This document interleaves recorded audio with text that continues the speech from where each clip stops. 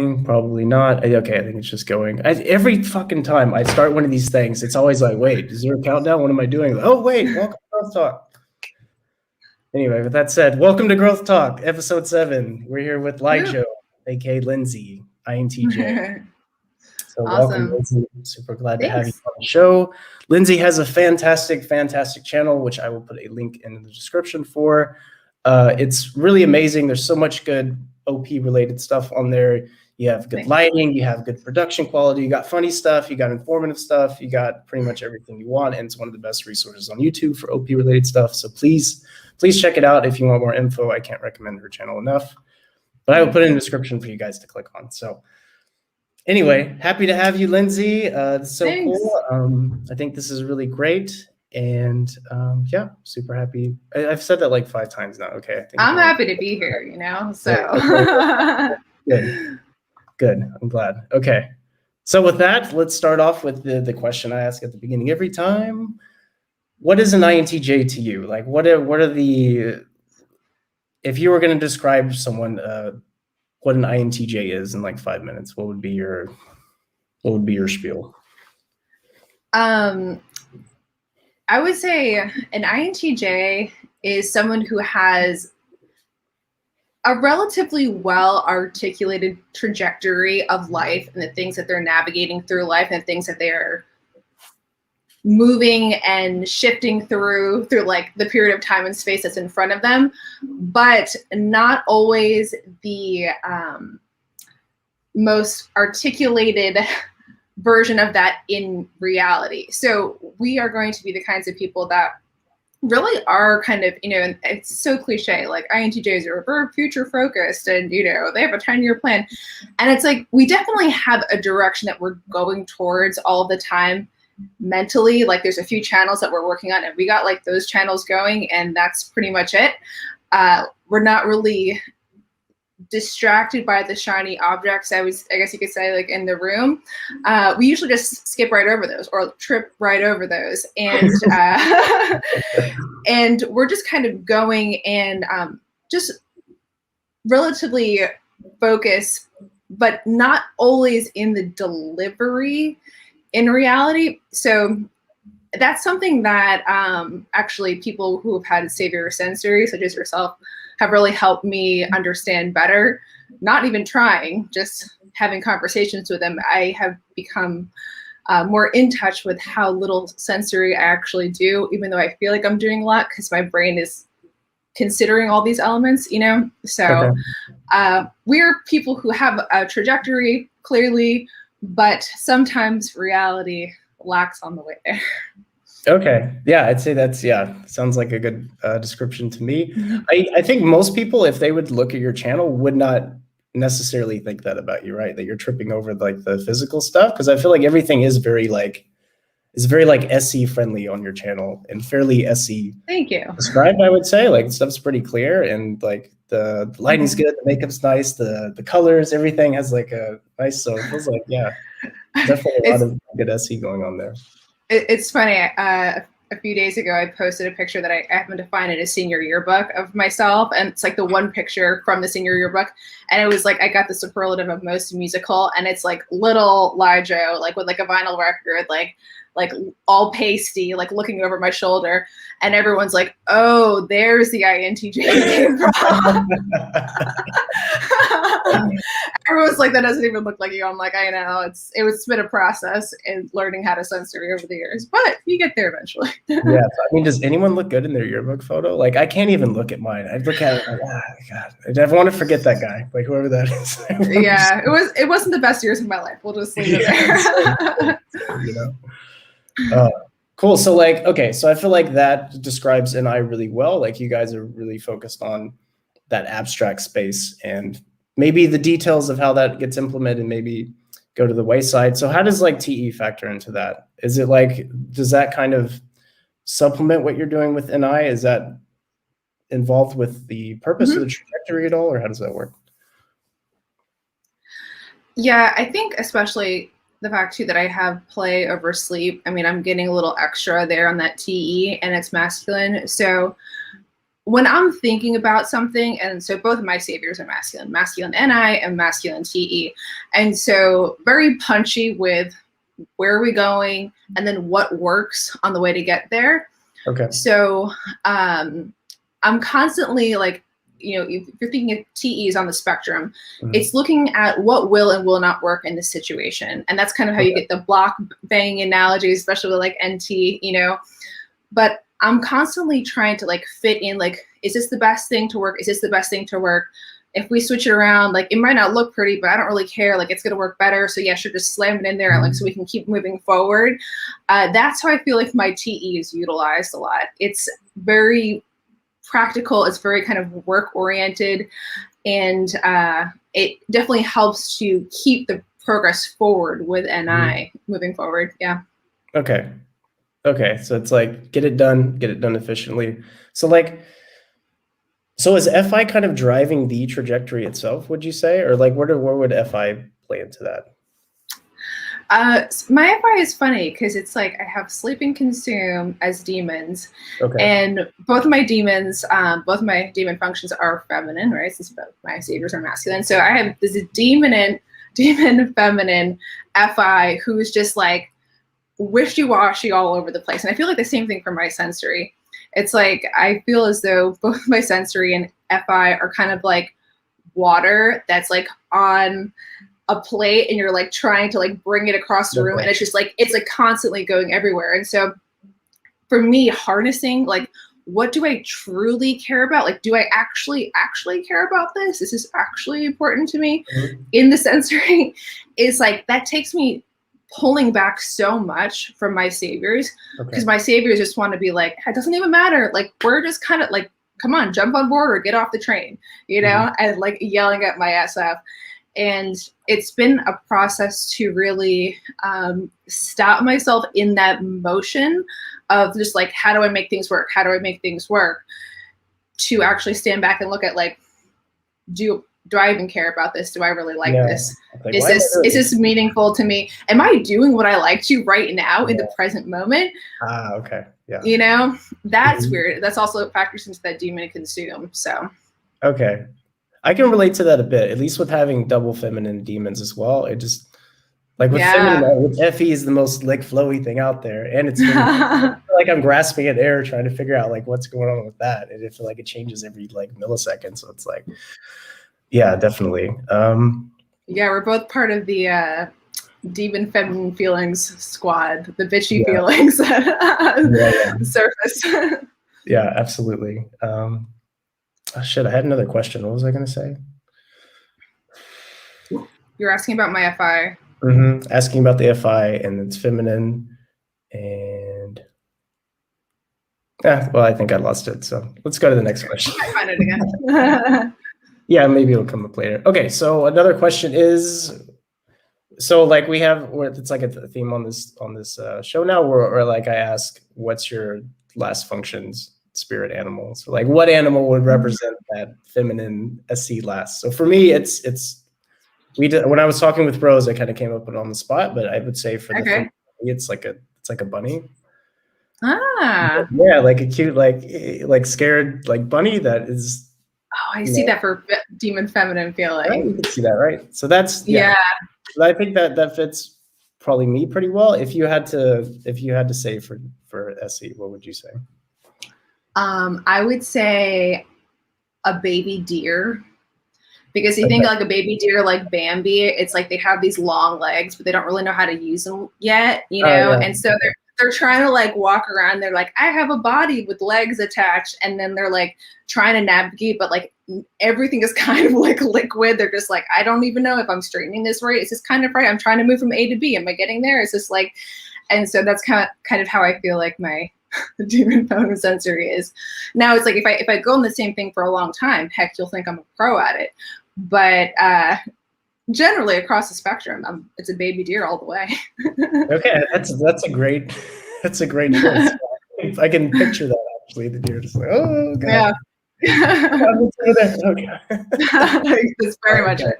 That's really good. We have a collection of these now. I think so. Rose was a raccoon with demon and E. The raccoon getting into stuff, figuring things out. Dang, that's good. oh shit, what was Prem did one as well, but now I'm like, I was something weird like a whale or something. I think Uh-huh. I don't know. Prem comes up with weird stuff, so I don't remember what his was. But the raccoon one I also liked, and I thought that that was really good. Yeah, Actually, the Rose raccoon came is up with good. a question. She was like, "What's your spirit animal?" And like, are you asking me that stuff? I don't know. What is that? It's like, come on, do the It's good. It's same. healthy for you. Yeah. let's ask all the ST what their spirit animals are and just have a video Just of watch just the brain. those. Why? Because it'll be fun. Yeah, but it doesn't make sense. Like, I think that I tend to get along pretty well with the ST types, like having the play second. So like my ST is activated. And so it's like speaking with STs, like it doesn't feel like a foreign language. You know, it doesn't feel weird ever. Sometimes even when I speak to the NFs, I'm like, can you just like reel it in a little bit, guys? Like, yeah, we're going a little too far out there. Yeah. Like, I wonder if, like, for some people, ST is, well, I guess ST is supposed to be understandable for everyone. That's why it's ST. But I would imagine that some types would find it a bit boring and a bit much. Just like, well, why do you have to explain this much? You know what I mean? Like, I wonder what it sounds like from somebody who's NF. See, you know, I don't think that it's funny that I feel like the STs I know too, they're like, oh, I'm boring or this is boring. And I never really see it that way, but I do see how sometimes they're not communicating a vibe. And so the rest of the world's kind of like, where you at, bro? Like, where are we at on like the vibe scale, you know? And when that's not being communicated, that can be kind of like, I think it just throws people off. I don't think it necessarily is like not fun or something like that. So. Okay. Oh yeah, that makes sense. It's like, yeah. Okay. Sometimes the ST is inappropriate. It's like, bro, this is not the time for you to this is true. It's like I'm literally crying and you're like trying to explain to me the chemicals going on in my brain right now. Hey, let's get info though, right? Don't you want to know that? Yeah. Oh, cool. We have some guests. Oh, I forgot we did this live. We actually have some comments. So speak of the devil, we have Rose. Hey, Rose. Hey, Rose. And your spirit animal. Pretty cool. I don't recognize the other. Well, I recognize this dude. What up, Reggie? How you doing, man? Hey, Reggie. I don't know you guys, but hello anyway. You guys seem cool. It's because you're here, especially you, Cosmic Death. Seem like a cool guy. Okay. Next question. I think you can literally see me reading off my notes right now. It's like, are you sure you're SC Dave? What are you doing here? Okay, so what were you like when you were young? Like, what was a young Lijo like? What were you like as little INTJ Lijo? What was the? Yeah. How would you describe yourself? Very much a loner, and some of that was the fact. Okay, I was an only child, sure, but I've lived in a neighborhood with a fair amount of children that were my age, and I would say that the hard thing was always like, how do you play with other kids? And it seemed as though the way that I would try to communicate and the things that I thought were interesting or like play worthy were just on a completely different planet than other kids. So it was like, I didn't really know how to interact in kind of like the play vibe that other people would. And so it was a lot of times just easier for me to not do that because I didn't really get what was going on in this kind of like feeling sensory world. And I was just like, all right, well, I'm going to go play literally I had a lawnmower box that my dad had from a lawnmower. And like, I've just played in that thing like all day, literally the IJ box. and so either that or in a tree. And I was good to go. Like wasn't really bothered by that. But then every so often I would try to kind of like stick a feeler out being like, hey, how do I do the other kid thing now? And it's funny because I think it came off as really peacocky sometimes because it's like I kind of could see what was going on. And I was like, all right, well, how do I do that kind of thing? You know? And so like, gosh, I think it was my mom's 40th birthday. Like I knew it was a party, right? And I'm 5 years old 5 or 6 years old. I knew it was a party. And so I was like, I wanted to like do the human party thing. And so like I put on this like glittery costume that someone had given my mom as like a gift for me. and had never worn it before. I painted my face green, like the mask. And then I went and snuck into the kitchen and got beer and I put it on a platter and I just walked out into the center of the party. And my mom was just like mortified. Like, what is my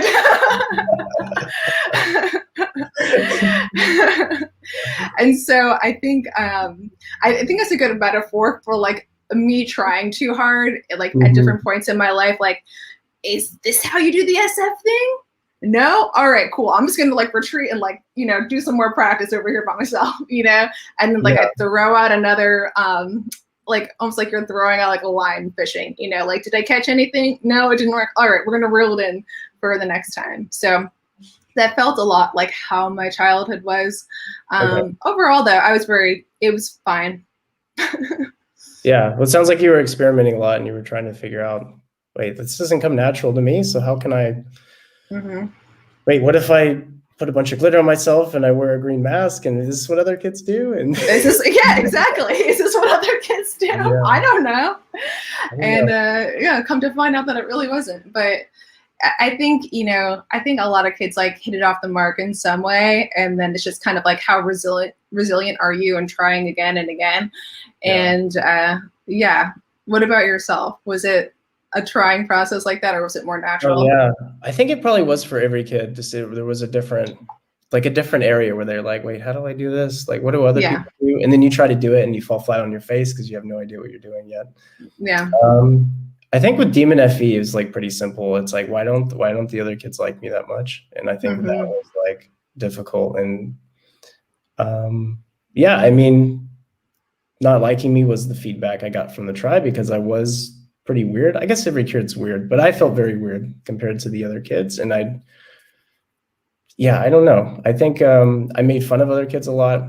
I was really aggressive, like on the playground, and very like, zero chill, you know? I think a lot of it was just like, how do I be likable as a kid? I think that I'm still trying to figure that out, actually. That's still me too, actually. Journey, so.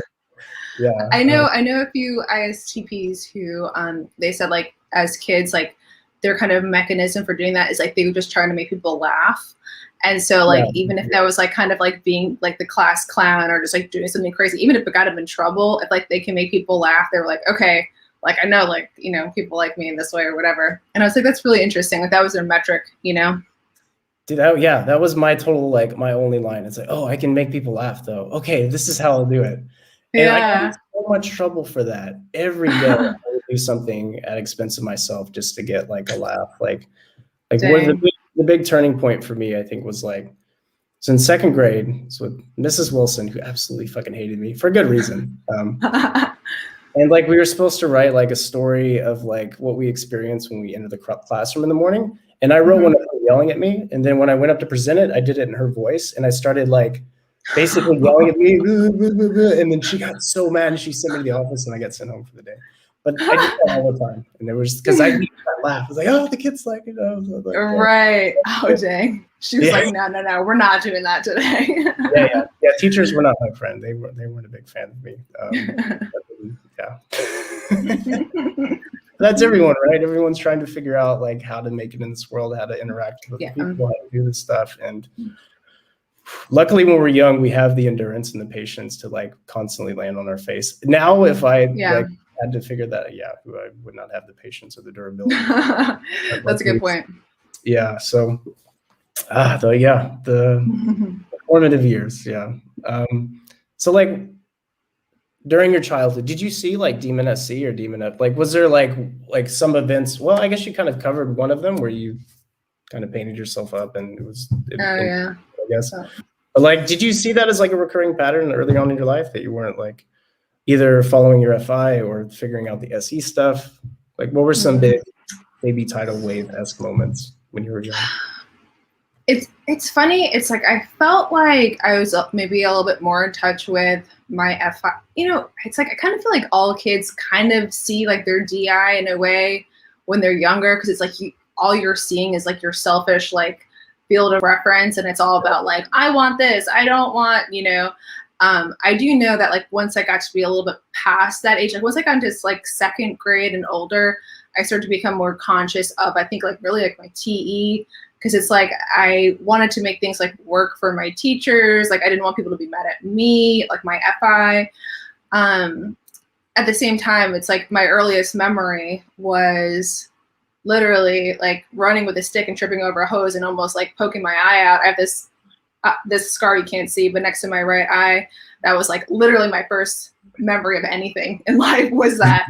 And then I feel like, you know, since then it was kind of like a sequence of, you know, of figuring out the threshold in which the sensory could damage or interact with me in a positive or negative way. So that was always kind of something I was navigating, but also really not that worried about. You're muted for some reason. Did I do that or did you do that? Yeah. Can you still hear me? Yeah, now I can hear you. Yeah, I don't know. Like you're Hold just. on. What happened to my sound? 1 second. Hold on. Yeah, no problem.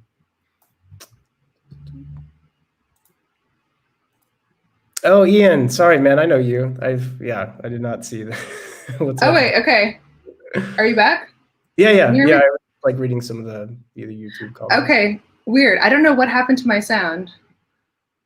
Yeah, well, they had the mute icon on your name, so I wonder maybe if you just click something or hit something on your keyboard. That's weird. I don't know. Okay. So where was I? Okay. Something childhood. Yeah, I was figuring it out. And you're figuring out where the boundaries are with sensory. Yeah. So it was progress from there. But I was always like very, I think, okay being alone or being by myself or kind of figuring things out on my own. So like, though it was something I wasn't good at, I wasn't also really that worried about it. And so that was like a good scope of it. Like when you're young, even though you're like last play, you were fairly introverted for the most part, or? Yeah. You know, I had talked to Shan about that a little bit, and she said like usually like the visuals, the FMs, like out of the spectrum of sexual modalities tend to be more on the introverted side for something with like related to being visual and not having that kinesthetic. And so I think that could be a piece of it, but I was just very okay with it, you know? So, yeah. Okay. It's interesting that you have the scar on your eye. I also have one from doing demon stuff. I was trying to impress the playground, and I tried to do a backflip off. There's some structure on the playground, and I just landed right on my face. Like dang. From that. That's like a little bit more epic of like a story, but yeah. Well, I think if it had been on camera, it would look really stupid because it wasn't even like I almost completed it. It was like I just fell backwards on my face. Dang. You said you're trying to impress someone? Yeah, I thought the kids would think it was cool if I did a backflip off of it. And I'd never tried one before, but for some reason I felt like that was a good idea. And, sensory. Yeah, so apparently I was also struggling with the SE at one point as well. Not the only one. So it sounds like, you noticed what your demons were like your strengths apparent when you were young as well. Did being Savior T, do you feel like, oh, I'm actually the smart one, or I know how things work, I can figure things out? I would never say that I thought like I was the smart one, because school was like, I was, I think, very average in school, you know, kind of like a B student. But I read really slowly, and I think that's also part of like demon sensory and consume. Is like I was just a very slow reader, because for me to understand something, it just took longer to like go through and physically read things. So it's like I never felt like cool kid smart, but I wasn't, you know, not smart either. I did fine, but I never had a problem, I guess you could say, figuring things out. So, for example, I got my grandfather's like camcorder when I was like 7 or something like that, and I just had the idea to like start making stop motion videos. Like I don't really know where that idea came from, but like I would take toys and like I would move them and I would start and stop the camera and then move them and start and stop. End up breaking the camera and another one from just like starting and stopping so many times. But like I would do that for hours, you know, just like make these stop motion videos. And it's like no one taught me that. No one, you know, was like, it's just if I kind of was like, oh, I want to do that, I just kind of made it happen. And so I guess that was more of my strength, starting to see it at that age, even though I didn't realize it was a strength. But there was, if there was something that needed to be figured out, I just kind of wiggled my way into making it happen. Yeah, like you kind of just jumped into it, I guess, right? Just yeah. Let's just see how this works. Yeah. I don't know how it happened, but yeah. Last play, right? We just jump into it. Let's go.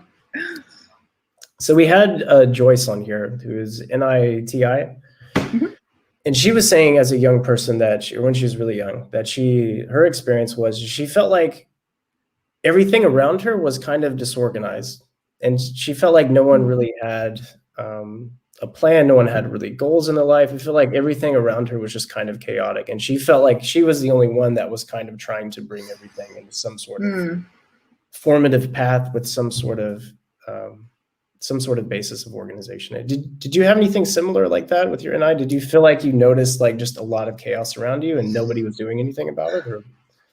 Yeah, well, my mom is like, she's definitely savior OE. Okay. And I remember, you know, being a kid, like young, and knowing that like, okay, we're supposed to go, you know, go to this neighbor's house at 5 o'clock. And like my mom was like running late and like, you know, we don't have the things that we're supposed to have to bring over there. Okay. And I just remember as like a kid, like feeling this anxiety, like, oh, like mom still isn't ready. And like, we're supposed to be there. And like, and now people are going to be waiting. And then like, it was like the flow of how things should have been going wasn't being respected. Okay. And that's kind of what would throw me off. And I just remember hating that feeling so much and being like, I can't wait till I can drive because I'm not going to be like the one that people are waiting for anymore. Like I'm going to be there before. And also the changing of plans last minute, or without letting me know before would really throw me off. So for instance, again, my sweet mother, she, there was like, I would always take the bus, you know, to school, whatever. And like one day she was like, Lindsay, we're going to drive you instead, or we're going to walk to school instead. The school wasn't far away. And like, I would just have a meltdown because I was just like, I don't understand. Why are we switching up? Like I usually like get there this time, like I sit in the same seat every day. And like, I knew the process and like, I knew that if things went this way, that it'd be all good, you know? But I just didn't understand, like, why are we trying to change this around? Like, we already have a thing that works, Mom. Like, just because you want to do something different, like, that was never a good enough reason. So those kind of things would give me little kid meltdowns. Okay, understandable. Yeah, it's like, why are we like subjecting to ourselves to all this chaotic stuff when we can just do it this way? We don't have to worry about it. We just get it done. It's efficient. It's easy. Why are we? Can you hear me? Yes. Can you hear me? I can't hear you, Dave. Oh no. Can you hear me now? Okay. How about now? Can you hear me? People in the chat, if you can hear me, can you say something?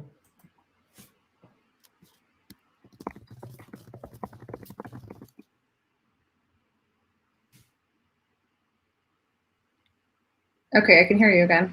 Oh, you can hear me now. Yeah, I don't know why. I wonder if it's like a bandwidth thing. Yeah, I have no, like, was it choppy or did it get glitchy or something? No, it just didn't hear anything. Some like wireless headphones or something like that are glitching out or that are losing power. Or... I don't know. Oh. You can hear us. Okay. Weird. Okay. Yeah. Anyway, what did I just say? I don't remember what I just said. Oh, well, I was talking about the chaos from the family and. Yeah. Okay. Yeah. I was just remarking that, like, even though I'm OE, like, I feel like I can relate to that. Like, if you're just subjecting yourself to needless chaos and needless complication, like, why not just do it this way? We know this way works, and everything can be fine. We don't have to mess with things being disorganized and things being thrown at us Let's not fuck. Yeah. Okay, fair enough. Did you feel like there was some moments in your life where you felt like you really needed to like get your shit together, where you felt like I'm really disrespecting my own FI, or you probably didn't know it was an FI at that point, or SC, or consume, or sleep, or anything like that? Was there any like kind of big events like a turning point? I know these are like masculine sensory questions. I'm like trying to phase these out because I know this is not they're fine. I would say that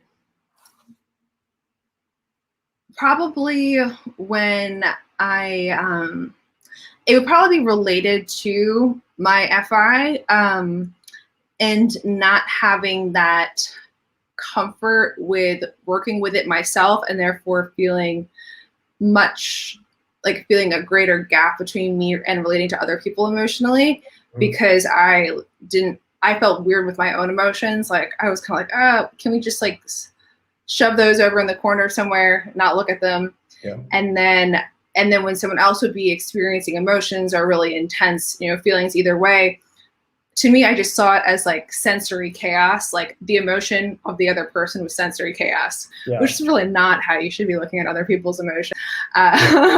Like, can you do that somewhere else? Like, that's a horrible, like thinking about it now, that's a horrible thing to think, is like. But I mean, there's fear there, right? Like, because you're worried you won't be able to handle it very well. And so you're like, yes. Yeah, it was scary. It was a fear.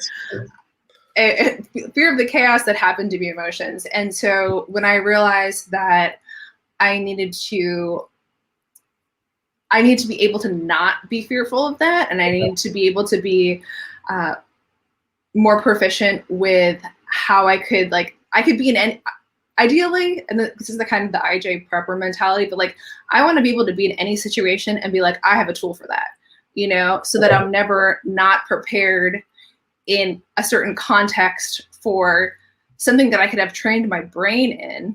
Because like, okay, that doesn't require any money. It doesn't require like any stuff. All you need is to have like your brain toolbox, like pretty evenly distributed and some good tools, right? And so when I saw how much I was terrible at that, I was like, well, we got a great tool to work on right here. And that's kind of what led me into typology, but also really seeing like, oh, this is demon FI, like this is demon SF here, and just kind of learning how to navigate that better. Yeah, I remember you talking about, I think in the group, where you were like struggling when people needed like emotional support, and if somebody's like literally breaking down in front of you, how do you like be that? But I think you also had success, I want to say, right? Like, didn't you report like your friend had like a breakdown and you were there for it, it was okay? And yes, out of it, like how did you get to that point? Yeah, I mean, my most recent success story was actually just someone who came into work in the studio that I've been working in for the day. She was going to be recording a cooking show, and I mean, I didn't know her personally or anything like that. And she came in, but I've been in touch in emails, and she came in that morning, and she's like, I just found out last night that like my best friend and my assistant died in a car crash. And like, I was like, oh my gosh, like, and I was like, like I'm so sorry to hear that. Like, don't worry about anything you have to do today. Like, if you have to just jet out of the studio and leave, like, I totally understand. Don't feel responsible for doing anything, And she's like, no, I want to, and still move forward. And I'm like, okay, but like, if you need time or whatever. And so, like, my response and my reaction innately wasn't fear in that situation. Oh yeah. It was like, it's okay. Like, this really sucks. I'm so sorry, but like, this is a real situation, and like, we'll navigate it the best way that works for you and so that you're comfortable. And it was just happening in real time. There wasn't like that, that feeling when like something really bad is happening and like the whole world like slows down, you're seeing slow motion. That's how it used to feel, because it's like I didn't have that reaction ability, and so it just felt like I was sliding through space and having the world kind of like happen to me. Whereas most recently, it felt like I was still able to interact with the world and have this response with the world. And it wasn't until it was over where I was like, oh, like I did the thing. And it wasn't terrible, So that makes me excited. Yeah, that's really amazing because I think some of the fear, maybe you can correct me on this, but I feel like some of the fear probably comes from like you really wanting to help and you feel like you need to Mhm. be responsible for this person. And so there's that need there and you don't want to like face the fact that you might not be able to do that, right? And so like I'm not Yeah. equipped to handle this, but I want to help them, but like, oh no, I can't help them. I'm a horrible person, blah blah blah. But I feel like Yeah. once the fear's gone, it's actually not, I guess, that hard. I think the fear is really the only thing. It's not that you don't have the skill set to do that or the tool or whatever. Mhm. Like I think everyone can do that. It's just Yeah. you have to somehow, yeah, be okay with it and just go after it. So that's, yeah, Yeah. absolutely I wonderful. Yeah. I think something that helped too was really kind of diving into like what OP calls like the darkness more, and like the darkness of the human experience, and realizing that it's so normal. Like a lot of these things that we kind of look at, and maybe just me as a savior thinker, is like you look at that and you're just like, oh gosh, that must be so terrible, or so like, untouchable, or like that's so taboo, so taboo to talk about. And Mhm. then it's like you kind of immerse yourself in it more, and you're like, yeah, these really dark parts of life are just, they're normal parts of the human experience. Yeah, Like totally. there is nothing to be ashamed or weirded out about, like talking about these things. And it's not weird, it's not uncommon, it's so natural. And I think starting to look at it that way, and it just makes it seem like nothing instead of feeling like something. So Yeah, absolutely. Yeah, if everyone's dealing with it or if it's common to everyone, then why are we making it taboo or making it yeah, weird? That just exactly. doesn't help anyone. Yeah. Yeah. Cool. Well, that's the what so to like the do you feel like OP helped you with that? Or like in more general, like how do you feel like OP has helped you? Has it been like a big like growth journey for you? Has it been pretty enlightening or yeah, how would you describe kind of your journey here? Yeah. OP is cool because it's kind of like, it has a lot of things in, I feel like in one little box. So like on one side I get to NT like block bang, try to figure out the typing stuff, which Mhm. is that's like more of a hobby side of OP, because I'm like, this is fun, like learning how to type, getting better at like, hitting the 512 and stuff like that. On the other hand, it's like you have the growth component of it for yourself. Mhm. And I feel like that's a slow onion that I always get to peel away another layer on every so often. And it's like I'll reach these like a threshold of like, being in some level of townsfolk land in some way for a period. And then all of a sudden, like something happens, I shift, or like I just pull myself out of that and I hit like a real deep blow. But it's like Mhm. I'm so prepared because I'm like, gosh, like I know this is how it is. Like I know this is literally what we talk about in OP. And I was like, and I'm even more prepared for it because I understand my functions, and I understand, my animals, and I understand what's going to be the worst and the hardest thing, or what's going to feel like the hardest thing, and Yeah. know that it's just lies that my brain is telling me. So in that respect, like it's great because though we all will go through stuff, as an IJ, I like to be prepared with kind of like the stuff and the tools that I need. And I feel like OP does that, and otherwise it's fun. So, and I like the people who are in the group, you know? Yeah. Yeah, that's one of been the most like unexpected things, I guess. About OP is like the community I think that it's created. I feel like I've met so many wonderful people on here and had so many Yeah. cool interactions. And like I wouldn't be doing these like YouTube videos if it wasn't for OP. I would never Yeah. think to even do them. And yeah, it's great. I feel like it does help you. I mean, they like, Shave or wait, yeah. Shave talks about like the growth-based mindset, but really OP kind of puts you in that perspective, I feel a lot, because a lot of the Hmm. stuff that you see as hard in reality is not necessarily inherently difficult. It's Yeah. just like it's just your fear of that sort of thing, and then you're like kind of imbalance within your own sort Hmm. of parts of your brain that you're using, right? Like if I'm over TIing, then of course FE is going to be scary because I'm never doing it. But FE in Right. itself is not a scary thing and not a difficult thing. Yes. It's I'm making it Yes. difficult, and so that Exactly. yeah, it makes it so much easier to. And I think it's also nice that it kind of gives you a clear like ST view of some of the things that like you need to work on. I feel like as a person, because it's like I would assume everyone kind of has an idea of like like kind of their shortcomings in life, but like you never really, you're kind of trying to find out what those are from experience. Like, I don't know what's wrong. I don't think people like me. Am I just unlikable? Oh, wait, no, I have part of my brain that doesn't see that or just assumes. You know what I mean? I feel like it gives like so much more clarity in figuring out these problems that you have. And so like, yeah, it's been. And I feel like too, it takes like, I think everyone, according to their type, has that feeling of like, this is the worst thing ever, right? Like you're going to come up to like something and it's like that situation, you're just like, oh, this feels like the worst thing ever, you know?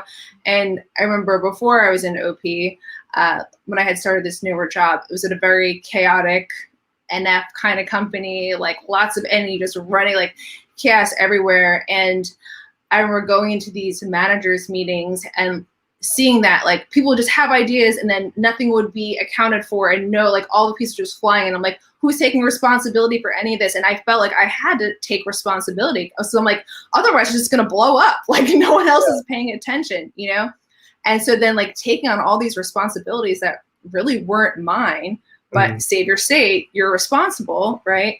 And then just like killing myself day in and day out because of the situation that I was letting impact me and letting me just like, and that was so hard because and also being boss play, I was just exhausting myself day in and day out until I had to realize, and you know, OP helped this with this too, is like all that chaos, you know, all of that, like you don't have to take responsibility for all that, Lindsay. You know, like I was choosing to take responsibility and it felt like I had to. And that was just my brain, again, lying to me, saying, you have to do this because no one else will. And so even if you don't like it, it's a great little trick. Yeah, so you're doing more than your fair share, right? And you don't realize that it's more than your fair share until you get some sort of no idea context, right? Like, so for me, the IP, it's usually, it's the opposite. Like I should be doing more instead of being like, let's figure that out.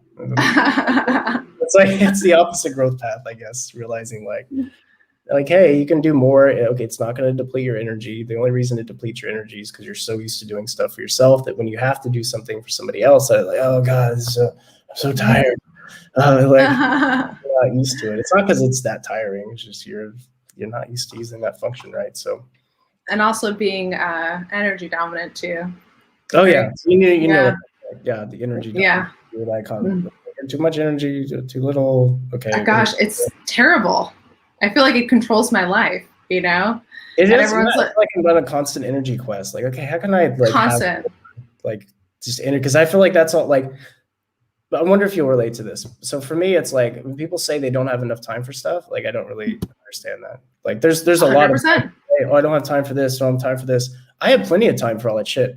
I just don't have energy to do it. And so I wonder, like, when people say time, do they mean energy? Because I feel like it's like I don't have time to meditate. Dude, it's 10 minutes. You literally don't have 10 minutes. Get up earlier. Like, holy shit. Like, what are you doing? How are you alive? Like, you don't literally have 10 minutes. So that, I don't know. Do you feel similar about that? Yeah.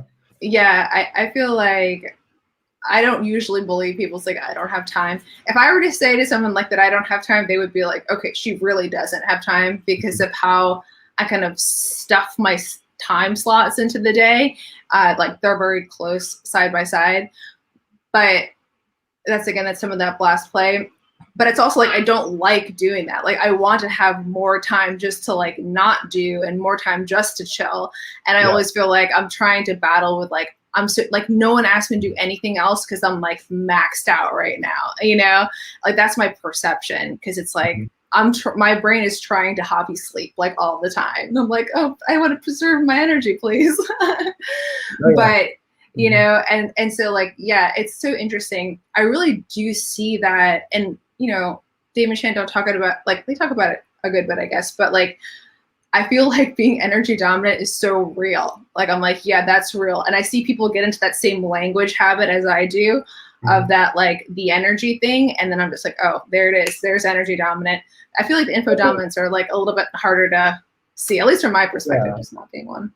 Yeah, I feel like, the infodoms just like, to me, feel like they're just very obvious about everything. Like, you know what I mean? I don't know if that makes sense, but it's like, it's a very obvious form of communication where everything is laid out. There's no stone unturned. Everything is it's generally very like flat and to the point. It's just like that. There's no There's no giggling. There's no telling a random joke. There's no breaking the flow of information, I feel like. Yeah. A bit anecdotal, but that's the vibe I get from not every infodom. I guess if they have high play and they're an infodom, then that changes things. But yeah, you don't hear the energy doms talking about the energy. Like is there another way? I don't get it. Like, does it make sense? Like, how could you, I don't know how like, you don't see it that way where you have X amount of energy per day and you can use it on what you want. And when you're out, you got to chill. I don't know. I know. Yeah. I know I got an espresso machine this year and that thing has been so used. I'm just like, yes, double shots of espresso, like whenever I need. And it's like, I also know that has a threshold and a time limit of how long I can do that throughout my life. But I'm just like, you know what? We're doing it now. We'll take a break when we need to. I took a 5-year break from coffee. So like now I'm on I'm on the uptick right now, but you know, we'll be on a downtick soon. We'll see.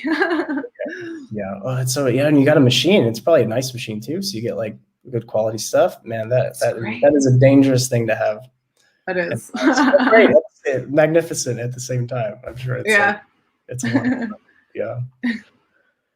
Cool. So so maybe the last segment we can go over. I just want to ask kind of like what you're doing now to grow as a person, and maybe we have a couple minutes. I think there are some questions. I have not been reading the chat, guys. Sorry, but maybe we'll have. Oh, you have a puppy. Oh, it's so cute. So cute. He looks like a Pokemon. He doesn't even look like a real dog. Okay, so so Lindsay, what are you doing to grow as a person? What are some things that you're doing to grow with your FI or SC or anything outside of that? I would say FI is always kind of like a constant push. I would say like the most relevant one for me to talk about, at least for right now, would be the SE and like some of the lessons that actually some other sensory dominant friends have like kept me in check with, because I realized really like this year how much I'll be thinking about something, I'll be planning out all the little parts, but how none of that equates to actual physical change in reality. Okay. Like none of that means that like things are literally changing. Like what is the output? You know, what is the change from yesterday to today? Like, and in my head, I'm like, a lot's gotten done, but then you look at the stuff and you're like, oh, okay, well, maybe not like that much. It's actually. But it could be done. A lot could be done. Just let me a lot could. Now we're ready, you know. And so, you know, I think one of the biggest things that I'm trying to stay consistent with, and it's so hard because it's like your body just does not want to, but it's like, how much quantity have I physically changed in reality as it relates to this goal from this day to this day, or from this week to this week? How much has actually changed? And using that as a metric for myself, because otherwise I feel as if a lot more is happening than it actually is. Because more of it is like I'm constructing more and more in the brain side. More can happen, but is it actually physically happening? Yeah. So I can see how that feels like there's a lot going on, because I mean, there is, like, in your brain, and you're like figuring everything out and you're planning everything and you're breaking everything down. You are doing a lot. Okay, now we need to do something with all of this good stuff. To me, it's the opposite. I don't like doing that. It's like plan. I'm like, okay, I have to figure this out in my head. Like, what, can I just go do stuff and then do it that way? I think like this feels useless. Like, it's kind of like. Oh man, I have like these great Creately, like it's like one of the apps I use, like graphs, like where it shows like the interconnectedness of like, okay, well, like, you know, this feature is related to this thing and then this thing and it goes inside of this thing, and it's like very like you can read through it very easily, but it's like it's not real. It's just how it's supposed to work, and you know, so which I think is cool. I think it's a cool, well, from my perspective, that looks like a cool. I'm sure you guys are looking at the SEs like, oh, that's cool, but we're like, oh, I do this magical and nice stuff, man. Cool. All right, so we have a few minutes. Maybe we can. I think you got to run like 4. So let's see if we have some questions. Well, there's actually quite a bit here.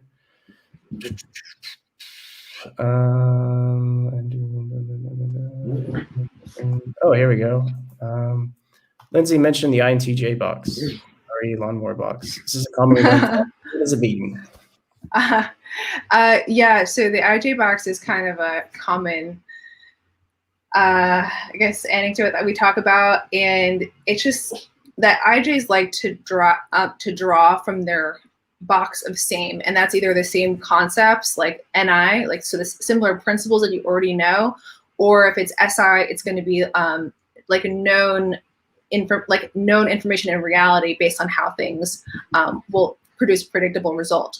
And so we like using those options better because it means that we don't have to do our last function, which is new, chaos, experiential, new ideas. And so we call it the IJ box because we're just kind of picking up the same stuff all the time and reusing it. And I know as someone who's NI, it's like I can pick up the same thing like 10 times and like look at it a slightly different way and be like, oh, it's a new, this is a new way that you can drink water to help solve all your problems, And so that's the IJ box, and we dwell in it often. And I also happen to have a lawnmower box, so that's just kind of a joke.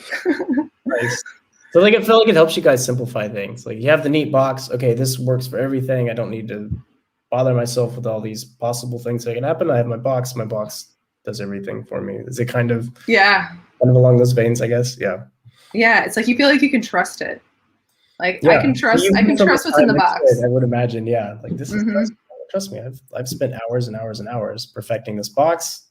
Try to knock it down. I'm gonna see what happens. Yeah. All right, let's see what else we got. Quick question to fellow viewer. Okay, this is the fellow viewers. Actually, we might not have that many questions, just a lot of comments. So,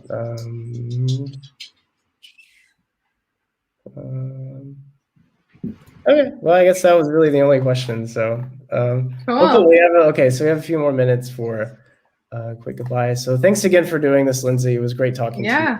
It was really informative, and I really enjoyed hearing about your journey, and some of the anecdotes I think were fun. And yeah, it was a pleasure to have you on. Yeah, thanks so much for having me on. I love, I think a lot of people know from like my channel, but like I think the ISTPs are great. I think they're just like a great type. I was actually looking to say that. I saw a few comments like maybe she'll say ISTPs are great again.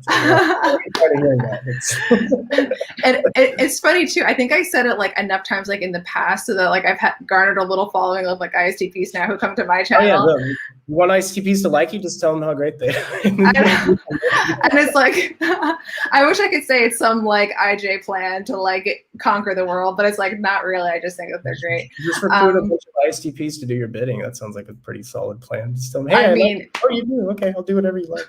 Stuff would get done. That's all I'm going to say. Absolutely. Yeah. Cool, Dave. Well, it was great being on here and enjoy it. Yep. Have a great one. And I'll send you a message after this. Just, yeah, since we're doing this so abruptly. But enjoy your next appointment. Thanks again for coming on. And thanks, guys. Bye, everyone. All right, see ya. Bye.